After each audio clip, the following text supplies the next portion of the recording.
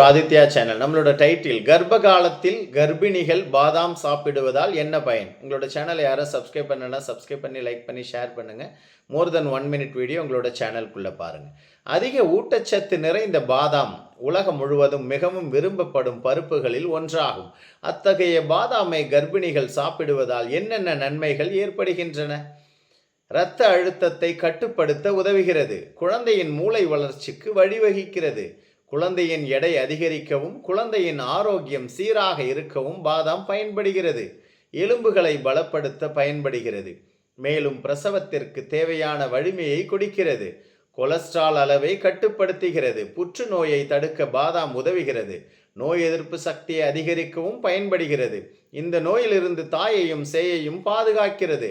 பல்வேறு ஊட்டச்சத்துக்களை கிடைக்க செய்கிறது. குடல் இயக்கங்களை ஒழுங்குபடுத்தி மலச்சிக்கலை தீர்க்க உதவுகிறது.